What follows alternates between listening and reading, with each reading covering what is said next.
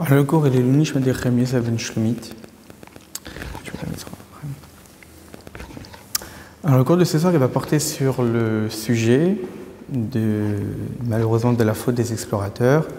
On est à quelques jours de l'entrée en Eretz Israël et les Béni Israël proposent, parce que malheureusement ils avaient quelques doutes, même si Dieu leur avait promis que ça allait être une terre exceptionnelle, où coulait le miel, etc., mais ils voulaient quand même vérifier que cette terre était si bien que cela, et donc ils ont proposé à Moshe Rabbeinu d'envoyer des explorateurs pour explorer la terre, pour voir si l'ennemi est fort ou faible, si les villes sont fortifiées ou pas, de quelle façon est la terre, si c'est une terre qui permet au peuple qui y habite de se développer, ou plutôt malheureusement d'y périr.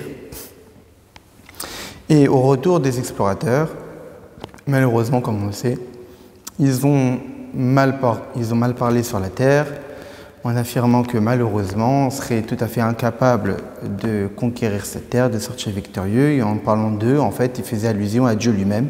Dieu sera, que Dieu nous en préserve, incapable de faire en sorte que le peuple s'installe dans cette terre. Lorsque Dieu apprend cela, alors sa réaction c'est quoi? Omer Hashem et Moshe ana yenatsuni ha'amazeh vad ana lo yaminu bi bechol otot asher asiti bekirbo. Hashem dit à Moshe, jusqu'où ces peuples me mettraient-ils en colère et jusqu'où ne croiront-ils pas en moi, avec tous les signes que j'ai faits en lui. Donc Dieu constate, ils ne croient pas en moi, ils continuent encore à se plaindre, à me mettre en colère, alors avec tous les prodiges, tous les miracles que j'ai pu faire pour eux. Je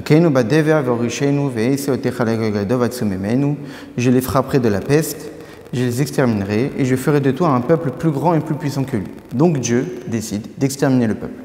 Ça suffit, là ils ont dépassé les bornes, je vais exterminer le peuple et je vais créer un nouveau peuple à partir de toi. Et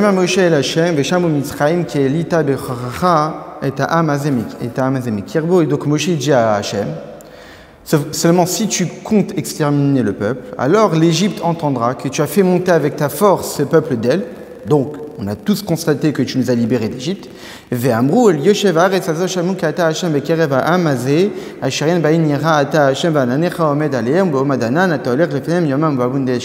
donc, ils diront à propos des habitants de ces pays qui ont entendu que tu es l'Éternel, le Saint de ces peuples, qu'œil a eu face à face, toi l'Éternel, tu leur as apparu. Donc en réalité, donc, voit toute la proximité que tu as accordée à ces peuples en étant des marques d'affection. Et ensuite, et donc tout d'un coup, malgré toutes ces marques d'affection que tu as eues pour ces peuples, tu vas les exterminer comme un seul homme. Et donc qu'est-ce qu'ils vont dire tous ces peuples? Ils vont dire, mais que ce Dieu-là n'a pas eu la capacité d'amener ce peuple vers le pays qu'il leur a promis, et donc il les a égorgés dans le désert. C'est ce qu'ils vont dire. Tu as promis que tu allais rentrer ce peuple en Israël. Tout d'un coup, on est à la porte, on est à l'entrée de la terre, tu les extermines. Qu'est-ce que ça veut dire? C'est-à-dire que tu es incapable de les faire entrer dans cette terre. Si tu fais ça, les autres nations ils vont se dire que tu es un incapable, malheureusement, que tu ne tiens pas tes promesses. Donc ça, c'est le sujet. Maintenant, le rabbi, il s'arrête sur tout ce contexte-là. Et il pose une question. On sait très bien que Rashi, c'est un commentateur du sens simple des versets. Généralement, si Rashi n'intervient pas, c'est qu'il n'y a aucun problème d'après le sens simple des versets. Soit il intervient pour dire « je ne comprends pas », ça veut dire qu'en réalité, ces versets-là, pour les comprendre, il faut forcément une interprétation plus profonde. Si Rashi n'intervient pas, c'est qu'il n'y a pas de question, ou il a déjà résolu le problème dans un ancien commentaire. Le souci, c'est par rapport à tout ce qu'on vient de dire, il y a une question évidente que même un enfant de 5 ans devrait se poser comme question. C'est quoi le problème? C'est qu'après que Dieu ait annoncé à Moshe, je vais exterminer le peuple. Quelle est la réaction de Moshe Rabbeinu? Que vont dire les nations? C'est ça le seul souci de Moshe Rabbeinu. Que vont dire les nations? Ça ne te préoccupe pas que le peuple il va être exterminé? Tu ne vas pas voir Hachem lui dire non, franchement, on n'extermine pas un peuple pour ça, etc. Rien. Pour lui, Moshe Rabbeinu, ce n'est pas un problème d'exterminer le peuple. Le seul argument de Moshe, c'est le quand dira-t-on. Que vont dire les nations? Ils vont dire qu'en réalité, tu n'es pas si capable que ça. Mais depuis quand Moshe Rabbeinu, il n'est pas capable d'être un peu touché, d'avoir un peu d'empathie pour le peuple? Vous voulez le tuer à un moment? Et donc la question s'intensifie quand on sait qu'on était des millions. On était 600 000 entre 20 et 60 ans, hommes. Mais si on rajoute les hommes plus jeunes que 20 ans et plus âgés que 60 ans avec les femmes et les enfants, on était des millions. Et donc Moshe Rabbeinu, a priori, n'a pas d'empathie. N'importe quel être humain qui apprend qu'on va exterminer des millions de personnes, c'est évident qu'il est touché par ça. C'est évident qu'il va se dire c'est pas normal qu'on puisse exterminer des millions de personnes comme ça en un seul jour. Qui plus est, on parle ici de Dieu qui a créé ces créatures. Donc il est en train de créer sa propre création. Qui plus est, c'est pas n'importe quelle créature, c'est ses propres enfants, c'est son peuple, le peuple. Et qui n'a pas intervenu, qui n'a pas donné d'arguments pour protéger le peuple?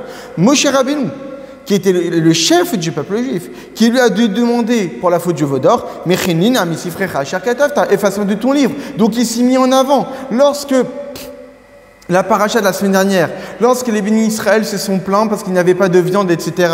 Qu'est-ce que Moshe Rabbeinu il a dit? Tue-moi avant que je puisse voir le coup que tu as porté sur eux. Moshe Rabbeinu il préférait mourir que de voir le peuple souffrir. Donc il a préféré qu'on l'efface de la Torah au lieu de supprimer le peuple pour la faute du veau d'or. Il préférait qu'on le tue avant même de voir le peuple souffrir. Et là il dit rien. Il dit, qu'est-ce que vont dire les nations? Quoi, pour toi, ça a plus d'importance, ce que vont dire les nations, que le peuple va subir une extermination en un seul jour de hommes, femmes et enfants? Ça te préoccupe pas? Comment c'est possible? Alors, il est évident que l'argument de Moshe Rabbeinu, c'est pas juste le quand dira-t-on. L'argument de Moshe Rabbeinu, il est quand même fondamental, c'est cette idée du Chilul Hashem. Parce que si tu extermines le peuple juif, comme on l'a dit, eh bien les nations vont supposer que tu es, toi Dieu, un incapable, que Dieu nous a préservé, tu n'es pas capable de faire entrer les bénis Israël en Égypte, en terre d'Eretz Israël. Et donc, ça sera un Chilul Hashem, tu vas profaner ton propre nom. Si tu agis ainsi, les nations du monde vont moins croire en toi. Les nations du monde vont profaner ton nom. Donc, c'est évident que ce n'est pas juste qu'est-ce que vont dire les nations. Ça a de la valeur, l'argument de Moshe Rabbeinu. Mais, cette preuve-là, tu devais quand même la mettre en second plan. Parce que cet argument-là, Moshe Rabbeinu l'a aussi dit lors de la faute du veau d'or. Qu'est-ce que vont dire les nations du monde? Ils vont dire que tu as libéré les bénis Israël pour les tuer dans le désert. Mais ça, il a dit quand? Après avoir dit après avoir dit à Dieu, pourquoi tu te mets en colère contre ce peuple? Pourquoi tu vas les tuer? Donc d'abord, il a mis en avant l'empathie pour le peuple, et après, il a mis en avant l'argument de le quand dira-t-on. Mais pour ici, l'empathie pour le peuple n'est même pas précisée. Et deuxièmement, lorsqu'on voit par la suite, quand Dieu a accepté les arguments de Moshe Rabbeinu, et en disant ça, l'article Dvarecha, je vais pardonner comme tu l'as dit, et je vais laisser le peuple vivre jusqu'à l'entrée en Eretz Israël, pour quelle raison il a accepté? Par rapport à l'argument de Moshe Rabbeinu. C'est cet argument que, qu'est-ce que vont dire les nations, qui a eu gain de cause aux yeux de Dieu. Et donc là, c'est extrêmement choquant. Comment c'est possible que Moshe Rabbeinu n'a pas eu cet argument-là de l'empathie pour le peuple, malgré toutes les précisions qui font que on parle de millions de personnes, on parle des créatures de Dieu, on parle du peuple de Dieu, on parle de Moshe Rabbeinu en personne. Et même si tu veux donner l'argument de le quand dira-t-on, tu peux aussi le dire en second plan. Et en plus, c'est cet argument-là qui a eu gain de cause. Comment c'est possible? Et Rashi n'intervient même pas. Pour Rashi, il n'y a pas de problème ici. Donc la question est posée. Alors le Rabbi, pour répondre à cette question, il s'attarde sur les termes que Moshe Rabbeinu a employés. Quel terme Moshe Rabbeinu a employé? Il a utilisé un terme très étrange. Il a dit, qu'est-ce que vont dire les nations? Les nations vont dire que toi, Dieu, tu n'es pas capable d'amener ce peuple sur cette terre que tu as promis, que tu leur as promis. Vaishratem bamidbar, il les a donc égorgés dans le désert. Le terme d'égorger est un peu bizarre. Ce terme-là, généralement, on l'utilise pour des animaux. Là, on parle d'un peuple, on parle des êtres humains. Comment peut-on employer ce terme de shrita, d'égorger, pour des humains? Et le Rabbi nous dit qu'en réalité, c'est dans ce mot-là qu'on a la réponse à toute cette question. Que veut dire la shrita? La shrita, en réalité, c'est la définition de ce que Dieu voulait faire aux bénis Israël dans le désert. Mais pour comprendre ce que Dieu voulait faire aux bénis Israël dans le désert, il faut d'abord comprendre ce terme-là de shrita. Ce terme de shrita est employé pour quelle raison? Dans quelle situation on fait la shrita? On fait la shrita non pas pour tuer un animal. On fait la shrita pour cachériser l'animal. Le but de la shrita n'est pas de tuer. Le but de la shrita est afin de cachériser l'animal pour être apte à la consommation. Donc la shrita n'est pas là pour tuer l'animal, mais bien au contraire, comme c'est marqué dans la Gemara, que le terme de shrita qui aujourd'hui signifie égorger, mais le terme de shrita à l'origine, son étymologie, veut dire attirer. Ça signifie que lorsqu'on égorge un animal, le but c'est d'élever l'animal de son statut d'animal et de l'élever au statut d'humain. Parce que puisqu'on a rendu cet animal-là apte à la consommation pour l'homme, lorsqu'il va être consommé par l'homme, cet animal-là va devenir le sang et la chair de l'homme, et donc il va s'élever du rang animal au rang humain. Ça signifie...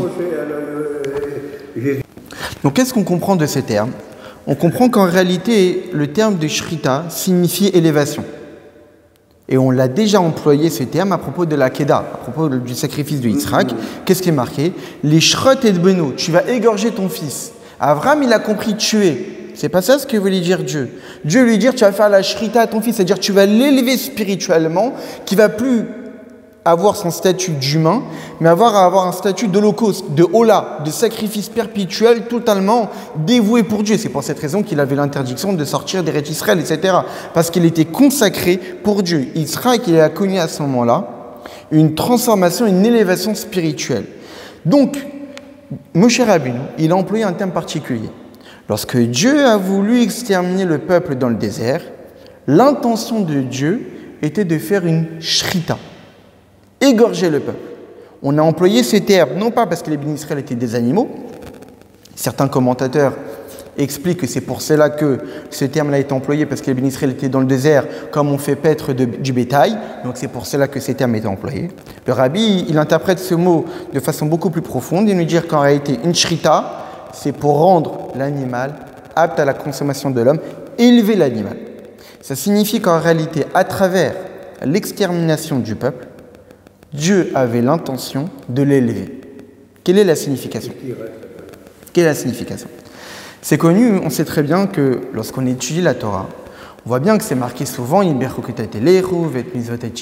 si vous gardez mes préceptes, si vous gardez mes mitzvot, alors vous aurez telle et telle récompense. Ça signifie que, au regard de la Torah et des mitzvot, d'après ce que Dieu, comme Dieu a créé le monde et quand Dieu nous a choisi, il nous a donné la Torah, il nous a donné un moyen de pouvoir nous épanouir dans ce monde, physiquement parlant, que lorsqu'on suit ses préceptes, lorsqu'on suit Torah et Mitzvot, alors notre vie a un véritable sens, notre vie a un véritable goût, parce que notre vie vaut la peine d'être vécue lorsqu'on est attaché à Torah et Mitzvot, lorsqu'on est attaché à Dieu.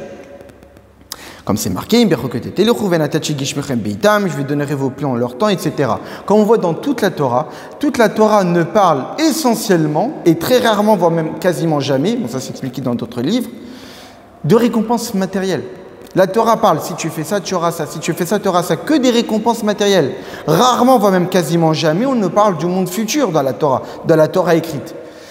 Pour nous dire qu'en réalité, la Torah nous promet que lorsqu'on respecte les lois de Dieu, alors on aura une vie épanouie, une vie de bonheur, attachée à Dieu, avec une vie véritable qui vaut la peine d'être vécue. De là, qu'est-ce qu'on comprend? On comprend l'inverse aussi.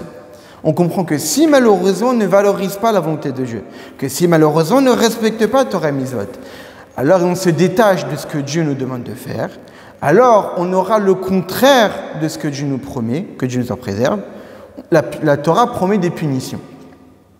Mais la punition, lorsqu'un juif ne respecte pas Torah et Mitzvot, c'est pas que Dieu souhaite se venger de lui, c'est pas que Dieu souhaite lui faire du mal, mais c'est qu'en réalité, il souhaite lui faire du bien. La punition de Dieu, c'est de faire du bien à l'homme. Alors c'est évident que c'est extrêmement compliqué de comprendre cela, de l'accepter. Le rabbi nous explique que, au regard de la Torah, à partir du moment où on nous dit que quand un juif respecte Torah et Mitzvot, alors il aura une vie paisible, puisqu'il est attaché à sa source de vie qui est Dieu, Et donc, il va pouvoir s'épanouir et se développer. On comprend que si un juif n'est pas dans le chemin de Torah et Mitzvot, la vie qu'il aura sera une vie de souffrance, une vie atroce. Ce sera une vie qui ne vaudra pas la peine d'être vécue parce qu'on sera totalement détaché de notre source de vie. Et donc Dieu, pour éviter à la personne d'avoir une vie atroce, une vie de souffrance, une vie désagréable, au point que tous les jours de sa vie, cette personne va se plaindre que sa vie ne vaut pas la peine d'être vécue, Dieu, pour éviter cette vie-là, il préfère le punir et donc le tuer. Comme on l'a vu par exemple pour Rivka, qui a dit Kasti Bechaya lorsqu'elle a vu que Esav s'était marié avec des femmes qui n'étaient pas correctes, lorsqu'elle a eu peur que Yaakov en fasse de même, et lorsqu'elle a demandé à ce que son fils quitte Canaan pour aller trouver des femmes pour pouvoir se marier, elle a dit Kasti Bechaya, ma vie n'aura pas de sens si tu te maries pas convenablement. Et donc Akadosh Baruch Hu, il fait pareil. Lorsqu'une personne faute, une faute qui est tellement grave, qui fait en sorte que par la suite, sa vie n'aura plus de sens, sa vie n'aura plus de goût. Alors pour faire du bien à cette personne, même si extérieurement, les gens de l'extérieur se disent que c'est horrible, mais Dieu, il sait que si on le laisse continuer à vivre avec la faute qu'il a pu commettre, sa vie n'aura plus de goût. Sa vie ne sera pas heureuse, sa vie ne sera pas épanouie. Et donc Dieu préfère le retirer de ce monde. Et ça, on l'a vu même dans Rashi. Rashi nous dit ça à propos d'Avraham Avinu. Avraham Avinu, il devait vivre combien? 180 ans. Concrètement, Avraham Avinu, il a vécu combien? 175 ans. Dieu lui a enlevé 5 ans de vie. Dieu l'a retiré de ces mondes. Pourquoi? Pour ne pas avoir son petit-fils Esav se détourner du droit chemin. Pourquoi? Parce que si Abraham avait vu son petit-fils Esav se détourner du droit chemin, Abraham n'aurait pas eu une belle vie. Abraham aurait souffert pendant ces 5 années-là. Pour éviter qu'Abraham puisse souffrir pendant ces 5 années-là, Dieu a préféré le faire mourir plutôt que de vivre une vie pareille. Et ça, c'est pour quelqu'un qui n'a même pas fauté. C'est pour quelqu'un qui ne s'est pas détourné du droit chemin. C'est juste qu'il allait souffrir en voyant quelqu'un d'autre mal se comporter. Donc si déjà pour Avraham Avinu, qui était un être parfait, Dieu a préféré lui enlever 5 années de vie et le retirer de ce monde que de vivre une vie atroce, à plus forte raison pour quelqu'un qui a commis une faute gravissime, que la mort non seulement va le préserver d'une vie atroce, mais la mort va aussi le purifier de sa faute. Parce que lorsque cette personne-là va quitter ce monde, il va quitter ce monde déjà en étant préservé d'une vie atroce et remplie de souffrance, mais il va rentrer immédiatement dans le monde futur, parce que la mort va le purifier de la faute qu'il a pu commettre. Et donc en réalité, c'est ça cette notion de shrita. La mort que Dieu peut provoquer à une personne après avoir commis une faute gravissime qui est irrécupérable, c'est une shrita. Ce n'est pas une mort, c'est une shrita. Une shrita, c'est quoi? C'est une élévation. C'est pour rendre apte la personne. Si on le laisse comme ça, il va avoir une vie atroce et remplie de souffrance. Pour éviter d'avoir une vie de souffrance, une vie qui n'aura plus de goût, une vie qui n'aura plus de sens, parce qu'après avoir commis une faute pareille, qui ne peut pas être réparée, la personne sera totalement détachée de Dieu. Il n'aura plus le sens à la vie. Alors il est préférable de le retirer et de le faire entrer immédiatement dans l'Olam Haba. Maintenant qu'on a expliqué ça, on peut comprendre les différentes réactions de Moshe Rabbeinu en fonction des circonstances. Moshe Rabbeinu, pour cette faute-là des Meraglim, on voit qu'il n'a pas intervenu pour demander le pardon, etc. Alors que pour la faute du veau d'or, lui, il a intervenu. Moshe Rabbeinu, il a prié qu'Akadosh Baruch Hu pardonne les bénis Israël. Pour quelle raison? Pour qu'ils fassent les chouvas. Pour que les bénis Israël fassent les chouvas. Et comme ils vont faire les chouvas et que Dieu va pardonner leurs fautes, alors par la suite, ils vont pouvoir avoir une vie convenable et agréable parce qu'il y a eu la teshuva. Parce que pour la faute du veau d'or, la teshuva était possible. Comme la teshuva était possible pour cette faute-là, Moshe Rabbeinu s'est battu en ayant de l'empathie pour le peuple. Maintenant, pour la faute des Meraglim, c'est différent. Pour la faute des Meraglim, cette faute-là est assez particulière. Pourquoi? Cette faute-là ne pouvait pas avoir comme défense « pardonne le peuple » et qu'il y ait une teshuva et qu'il y ait une suite à la vie des bénis Israël pour retrouver une vie convenable. Non, cette faute-là est tellement grave qu'il était impossible d'avoir une vie convenable pour cela. Pourquoi? Premièrement, parce qu'il y a marqué « Adena ina Hatsuni » jusqu'ici, ils m'ont mis en colère. C'est-à-dire que c'était une accumulation. C'était même pas une première faute. C'était une accumulation. Il me met en colère une fois, 2 fois, 3 fois, 4 fois, 5 fois. Qu'est-ce que ça dénote? Ça dénote qu'en réalité, ce n'est pas anodin. Ça dénote que ce n'est pas exceptionnel. À ce moment-là, on est arrivé à un statut des bénis Israël. Les bénis Israël sont ainsi. C'est leur nature de mettre en colère Akadosh Baruch Hu. Ce n'est pas une faute parmi un comportement qui pourrait être bien. C'est une nature. On arrive à une conclusion que ce peuple-là veut mettre en colère Akadosh Baruch Hu. Donc ça signifie que ce n'est pas quelque chose qui peut être réparé a priori. C'est quelque chose qui relève de qui ils sont, quelque chose de fixe. Deuxième raison. Ici, ils ne sont pas à l'encontre d'un ordre de Dieu en disant que Dieu n'est pas capable de nous faire entrer en terre d'Israël.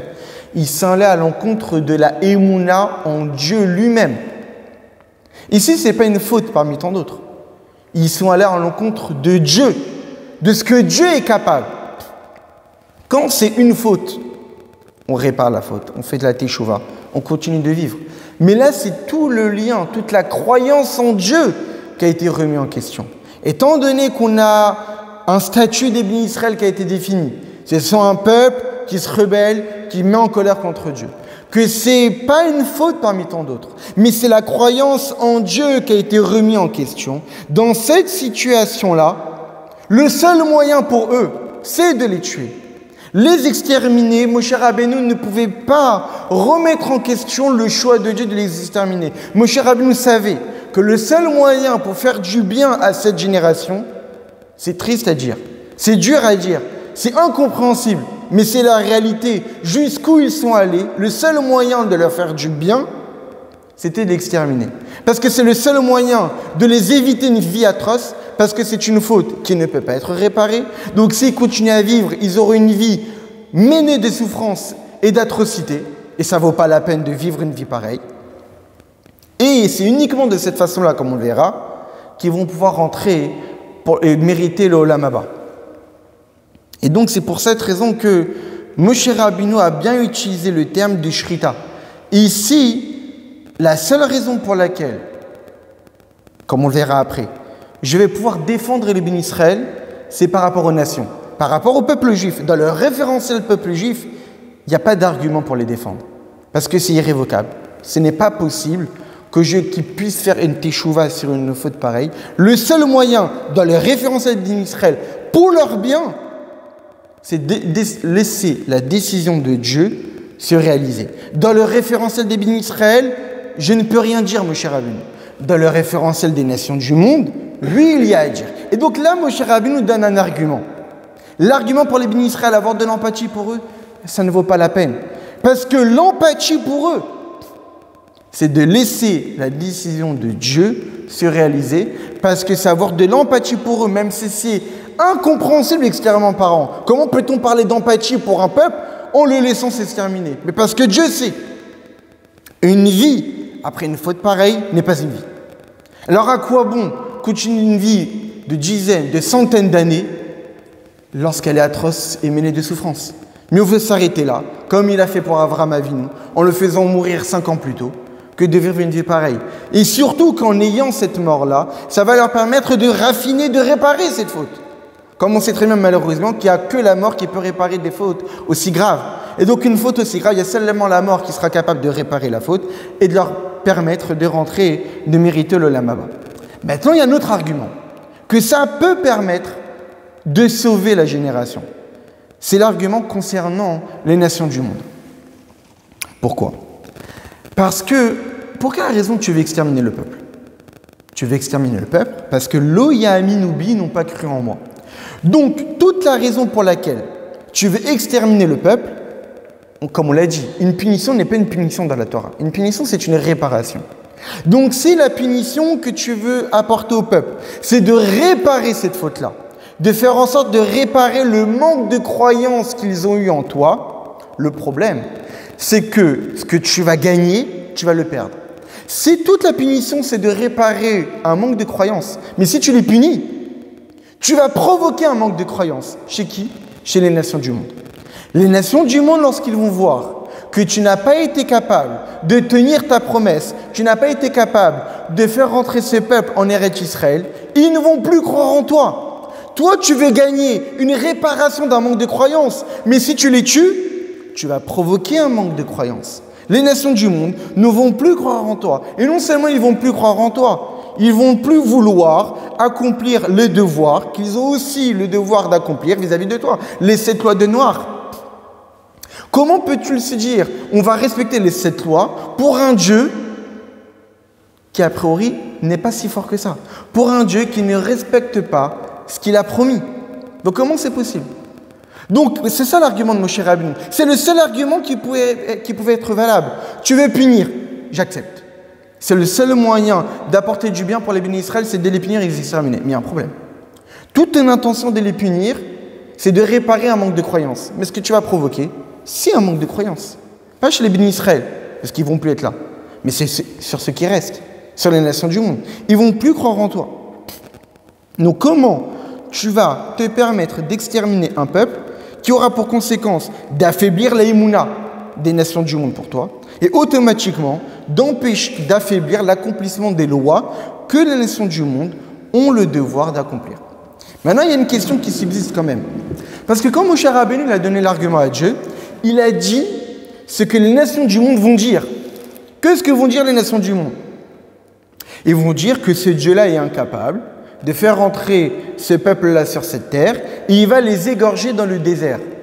Ça veut dire que ce terme-là, d'égorger, il est employé par qui? Par Moshe, mais en parlant au nom des nations du monde. Ça veut dire que les nations du monde, c'est eux qui vont employer le terme d'égorger. C'est les nations du monde qui, eux, savent que la mort qui va être provoquée pour les bénis Israël est une shrita. Ça veut dire que c'est pour le bien des bénis Israël. Donc si c'est pour le bien des bénis Israël, les nations du monde, ils vont comprendre. Ils ne vont pas se dire que c'est que Dieu est incapable. C'est que Dieu veut faire du bien à son peuple. C'est ça. Il veut faire du bien à son peuple. En exterminant son peuple, ça va permettre de réparer la faute. Ils ne peuvent plus continuer à vivre avec une faute pareille. Ça va les permettre de rentrer dans le Olam Haba. Donc les nations du monde, eux aussi, ils ont compris ça. Donc s'ils ont compris ça, ils ne vont plus avoir un manque de foi en Dieu. Parce qu'ils savent que c'est un calcul. Ils ne vont pas se dire que Dieu n'est pas fort. Non, Dieu est fort. Mais pour le bien de son peuple, les exterminer maintenant. Donc, a priori, il n'y a pas de problème. Donc, l'argument de Moshe Rabbeinu, il est caduque. Les nations du monde ne vont pas remettre en question la grandeur de Dieu parce qu'ils ont compris l'action de Dieu, puisque c'était pour une shrita, une élévation, pas une mort, une shrita. Le terme employé par Moshe Rabbeinu, c'est le terme que vont employer les nations du monde. Donc, il n'y a plus de problème. Donc, pourquoi Moshe Rabbeinu intervient? Il n'y a pas de problème. Qu'il laisse Dieu agir. Et c'est bien pour les bénis Israël parce qu'ils vont être exterminés. Et c'est le seul moyen de réparer leurs fautes. Et s'ils ne sont pas exterminés, ils auraient une vie atroce. Et pour les nations du monde, il n'y a pas de problème. Puisqu'ils ont compris l'action de Dieu. Non. En réalité, il y a un problème. Le problème subsiste pour les nations du monde parce qu'il y a un terme après. Vaishratem, Dieu va les égorger où? Bamidbar, dans le désert. Tous les termes de Moshe Rabbeinu sont précis, nous dit le Rabbi. Quand Moshe Rabbeinu il donne argument à Dieu, il dit, qu'est-ce que vont dire les nations du monde? Ils vont voir que tu les as fait monter d'Égypte. Après toutes les marques d'affection que tu as données pour les bénis Israël, avec la manne, avec l'ouverture de la mer, avec les nuées, etc. Qu'est-ce qu'ils ont vu les nations? Ils ont vu les nations du monde que tu appréciais les bénis Israël, que tu aimais les bénis Israël, que tu as fait toutes ces marques d'affection. Donc ça veut dire que tu les aimes. Ok, certes, tu veux les exterminer, mais tu leur as promis quelque chose. Ben, tu leur as promis quelque chose et tu veux les exterminer. Tu peux très bien respecter les deux. Tu les fais rentrer en Eretz Israël pour respecter ta promesse. Et là-bas, pour ne pas qu'ils aient une vie atroce et pour réparer leurs fautes, tu les extermines. Et tout va très bien. Seulement, c'est ça ce que Moshe Rabbeinu dit à Hachem. Tu les as égorgés dans le désert. Si tu interviens maintenant et tu les extermines dans le désert maintenant, là, les nations du monde, ils vont remettre en question la foi en toi. Si tu les fais rentrer en Eretz Israël et tu les extermines là-bas, Moshe Rabbeinu n'est pas contre l'extermination. Il ne parle même pas de ça. Parce qu'il sait que c'est pour leur bien. Moshe Rabbeinu, il dit, fais-les rentrer. Parce que sinon, les nations du monde, ils vont remettre en question la foi qu'ils ont pour toi. Pour quelle raison? Parce que si tu les extermines maintenant, tu n'as pas tenu ta promesse, ils vont remettre en question ta force. Mais si tu les fais rentrer, il n'y a plus de problème même pour les nations du monde. Parce que l'extermination, ils l'ont compris. Eux-mêmes, ils ont utilisé les termes de shrita. Eux-mêmes, ils ont compris que ça va être, c'est un marque de bonté. C'est une marque de bonté. Peut-être c'est dur à comprendre, mais concrètement, c'est une marque de bonté. Ça va empêcher les bénis Israël d'avoir une vie atroce. Ça va permettre aux bénis Israël de mériter l'olam haba. Donc ça, ils ont compris. Eux-mêmes, ils ont utilisé le terme de shrita. Mais pour le comprendre, pour l'accepter, fais-les d'abord rentrer en Eretz Israël. Montre que tu es capable, que tu tiens tes promesses en faisant du vrai bien au béni Israël. Mais si tu le fais dans le désert, là, à ce moment-là, ça remet tout en question. Ça remet en question que tu ne tiens pas tes promesses et ça remet en question ta capacité à vaincre l'ennemi qui se trouve sur cette terre. Et donc, on comprend pourquoi c'est cet argument-là qui a eu gain de cause. Là, Kadosh Baruch Hu a accepté l'argument de Moshe Rabbeinu et a dit ça, je vais pardonner les bénis Israël comme tu l'as dit, et donc je vais les laisser vivre. Je ne veux pas les exterminer immédiatement, mais je vais les laisser vivre pendant encore 40 ans dans le désert et rentrer en Eretz Israël. Mais d'après tout ce qu'on vient de dire, qu'en réalité le terme de shrita ne veut pas dire tuer, mais le terme de shrita veut dire préparer pour être purifié et mériter le monde futur. De là, on comprend qu'en réalité, cette génération-là du désert a mérité l'olam haba. Dans la Gemara, dans le Talmud, il y a une divergence d'opinion à savoir sur est-ce que la génération du désert a mérité, sera présent lors du Trat HaMitim, sera présent lors de la résurrection, lors de l'olam haba. Par rapport à tout ce qu'on vient de dire, on comprend que oui. Parce qu'en réalité, la mort qu'ils ont subie dans le désert, parce que toute cette génération, en réalité, elle est morte dans le désert. Elle n'est pas rentrée en Eretz Israël. C'est les enfants qui sont rentrés. Mais cette génération, elle est morte dans le désert. Donc en réalité, on se pose la question. Ils ont quand même subi une punition. Ils ont quand même été punis. Pas immédiatement, mais ils ont quand même été punis au fur et à mesure. La question se pose, est-ce que cette génération-là mérite Trat HaMitim? Il y a une divergence d'opinion. La Gemara conclut, d'après ce que les rabbis nous expliquent, d'après l'avis de Rabbi Eliezer, que lui, il mérite. Dans le Zohar, on précise que lui, il mérite. Dans le Midrash, on précise que lui, il mérite. Et donc, quand il y a une contradiction entre le Talmud et le Midrash et la Gada et le Zohar, qui a gain de cause, c'est le Zohar. Et donc, en réalité, cette génération-là a mérité le monde futur. Et par rapport à tout ce qu'on explique, on l'a compris. Parce que le terme employé pour cette génération, c'est shrita. C'est pas tuer.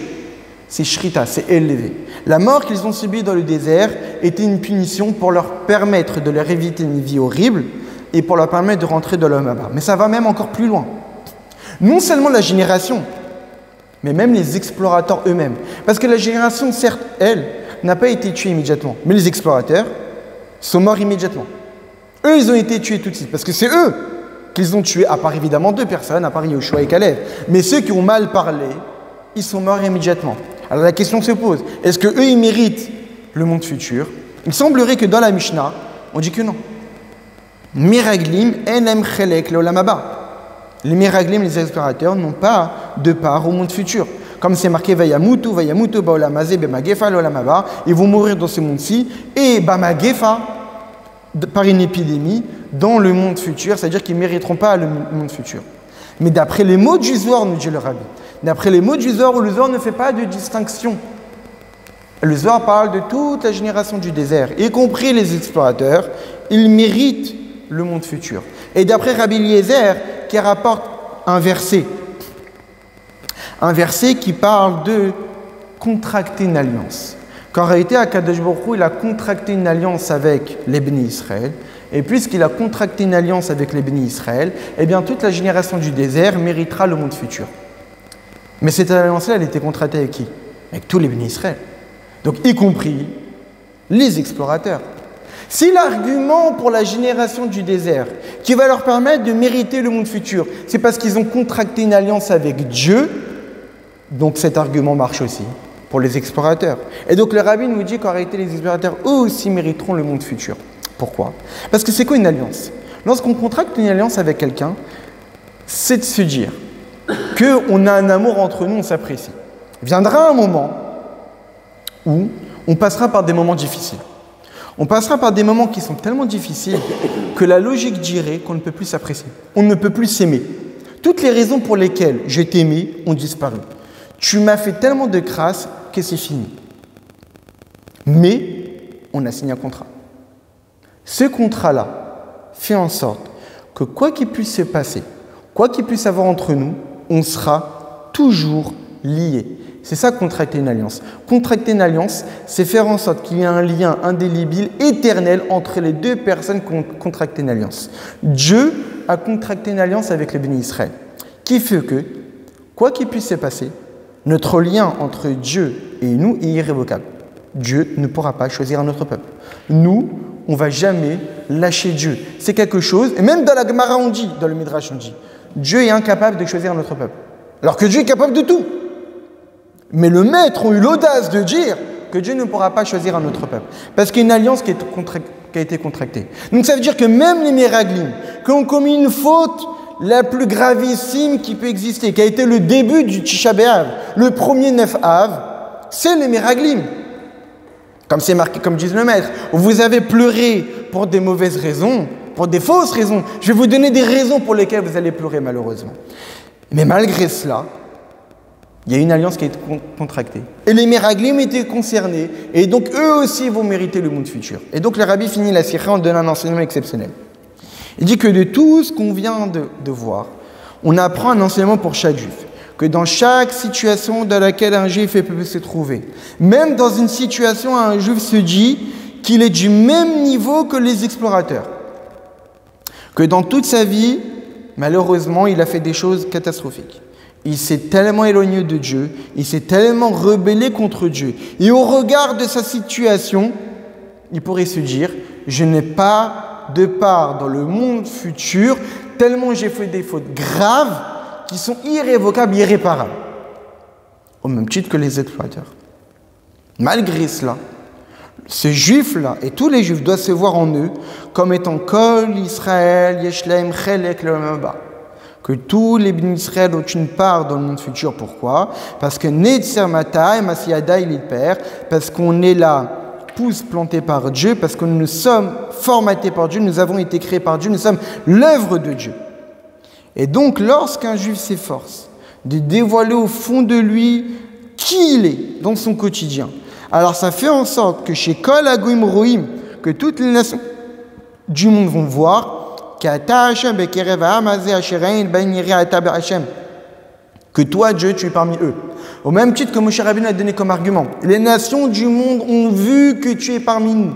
Les nations du monde ont vu que tu es proche de nous. Les nations du monde ont vu que tu as fait des miracles pour nous. Et tout ça, c'était avec des marques d'affection. Et donc, automatiquement, puisque les nations du monde verront que tous les Juifs sont attachés à Dieu, que tous les Juifs font partie du peuple juif, que tous les Juifs ont contracté une alliance avec Akadosh Baruch Hu. Alors le rabbi nous dit, les nations du monde en voyant l'affection que Dieu porte pour les bénis Israël, et que le Juif se convainc qu'il est attaché à Dieu, et que quoi qu'il ait pu faire dans sa vie, il fait partie du peuple juif qui aura une part dans le monde futur. Les nations du monde vont être amenées, en voyant cette marque d'affection, à nous aider nous aussi. Que